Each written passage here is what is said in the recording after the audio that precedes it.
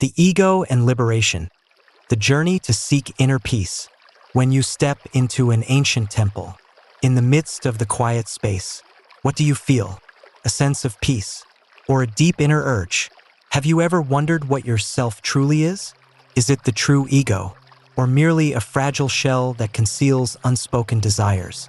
In every moment of seeking tranquility, the ego quietly hides, driving our actions and thoughts.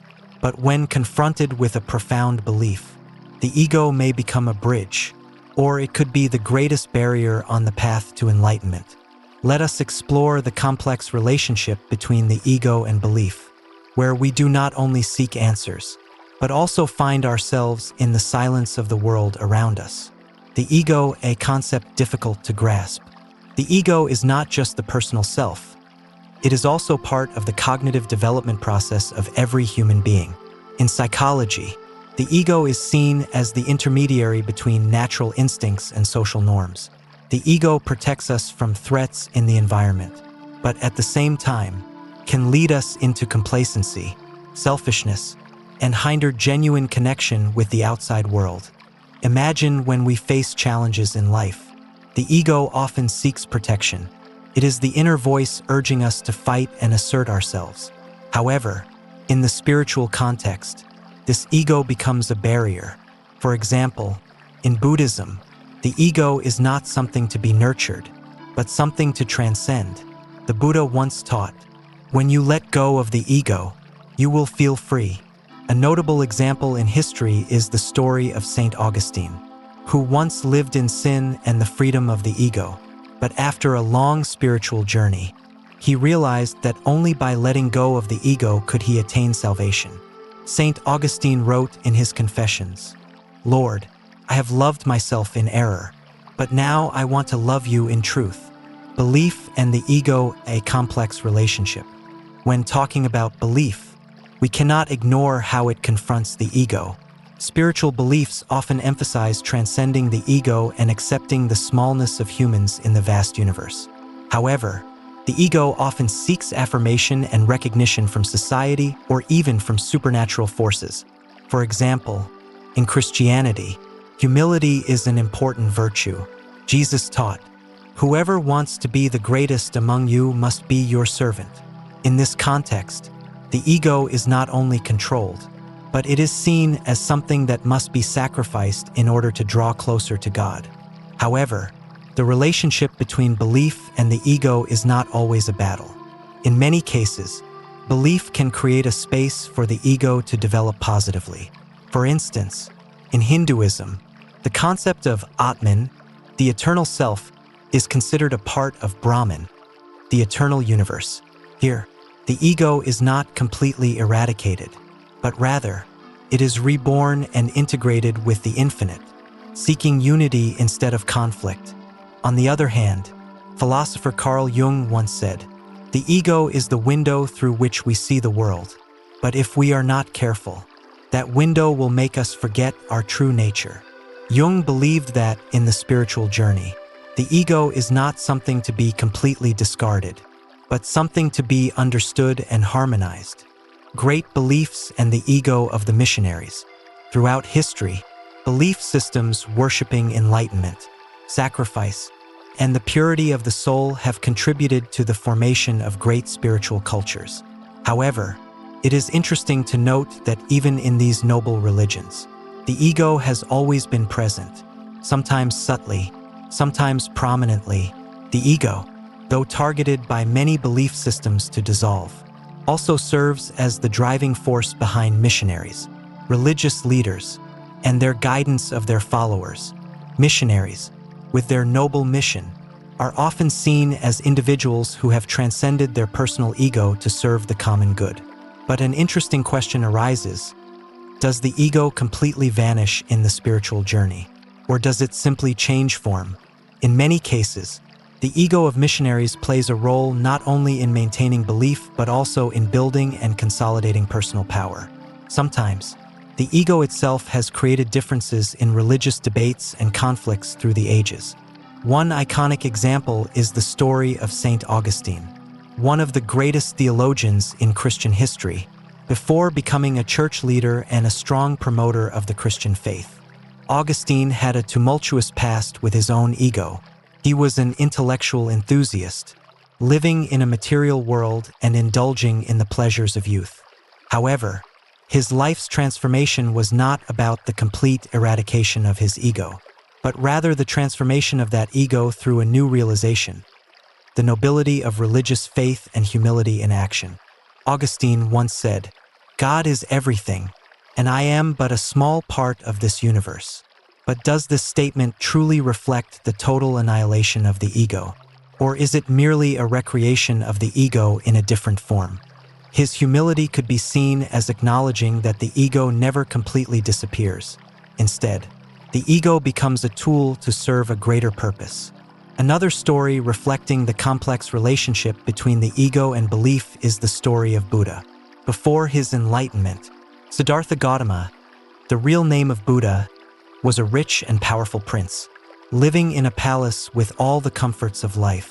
During this period, his ego was no different from anyone else's, full of ambition, complacency, and a desire to satisfy personal cravings. However, when he witnessed the suffering of humanity, a profound shift occurred, and he renounced his luxurious life to seek the path of liberation. Buddhism teaches that the elimination of the ego, or nirvana, is the ultimate goal. However, from another perspective, the ego is not something that can be entirely discarded. It is a natural part of the cognitive and developmental process of human beings. In Buddhist teachings, the ego is not something to destroy, but something to understand and transform. The ego can become a tool for achieving enlightenment, but only when one realizes that it is not the center of the universe. The story of Buddha shows that the ego is not something to be rejected entirely, but something to be understood and adjusted. This is also an encouragement for those practicing spiritual beliefs. It is not about fighting the ego, but understanding its nature and transforming it as part of the path to enlightenment. The ego and the spiritual practice process. In the spiritual journey, the ego plays a very special role. It is both an obstacle and a necessary tool to guide people to enlightenment. However, the ego is not a fixed concept. It changes based on how we perceive and practice it. Spiritual practices, from meditation to religious rituals, can blur the personal ego, helping us find a deep connection with the outside world and with ourselves. But this is not always simple. In the process of spiritual practice, the ego sometimes manifests as complacency or arrogance when one feels they have understood or have achieved something. In fact, many people, when they begin their spiritual journey, set an ideal image of themselves that they wish to achieve, a pure, enlightened, selfless person. This creates a spiritual ego, a higher version of the self, which frequently blames external factors when the desired results are not achieved. A story from Buddhist legend illustrates the deadlock of the ego in the spiritual journey. It is the story of a young monk who wanted to prove his understanding before an older teacher. He came to the teacher and asked, "Master, is it true that a person who practices meditation will gradually reach a state of enlightenment, where the ego completely disappears?" The master replied, "Yes, but when the ego disappears, the ego will say that it has lost the ego, and that is the ego that must be let go of." This highlights an important point. The ego, in whatever form, always tries to hold onto itself, even when we think we have let it go. So why does the ego play such an important role in the spiritual practice process?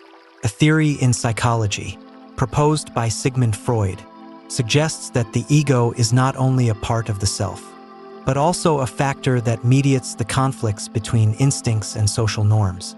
The ego's job is to protect us from anxiety, fear, and it drives us to achieve goals in life. However, when this ego becomes too dominant in the spiritual journey, it can become a barrier, making it difficult for us to experience true peace. This is reflected in the story of the Buddha. Before attaining enlightenment, Siddhartha Gautama, who later became the Buddha, was a prince living in luxury and comfort. However, His ego prevented him from seeing the true nature of life. To overcome it, he underwent severe trials and practiced meditation for 49 days under the Bodhi tree. This was a process of fighting with his own ego, with greedy thoughts, fear, and confusion. Only after overcoming all of this did his ego cease to dominate, becoming a tool that allowed him to understand and connect with all things. The ego in the process of spiritual practice is not only an obstacle, but sometimes also an indispensable part of understanding and growth. When practicing religious rituals or meditation, the ego can help us become conscious of ourselves, create discipline, and establish a connection with the ethical standards we set for ourselves. However, if we do not realize that the ego is only a part of us, and not the whole person, it can become a shadow that obscures the entire process of seeking enlightenment. When talking about the relationship between the ego and spiritual practice, there is a saying by Carl Jung, one of the greatest psychologists of the 20th century, that is worth noting.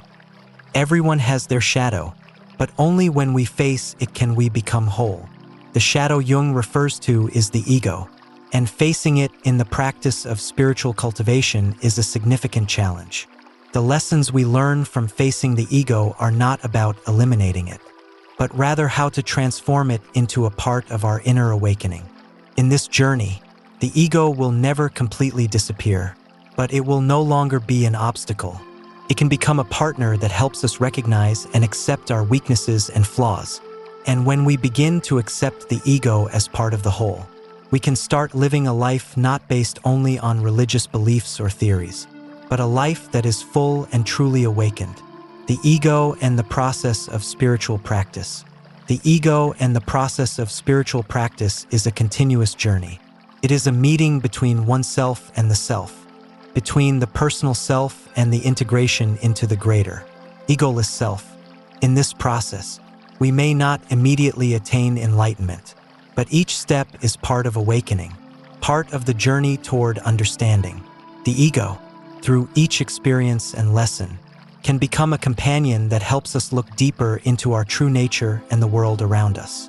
As we have seen, the ego and belief always have a complex relationship, both opposing and complementing each other. The ego is not always the enemy of enlightenment. It can also be a driving force, a catalyst for individuals to seek deeper understanding of themselves and the world around them.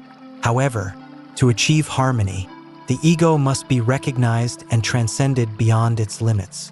Each religion, each belief system, whether large or small, has its own way of helping us do this. And through this, we discover an important truth. Enlightenment is not about eliminating the ego, but understanding and integrating it. So, what do you think about the role of the ego in your own spiritual journey? Can you share your perspective or personal story in the comments below this video? Is the ego an obstacle or a necessary part of each person's spiritual growth?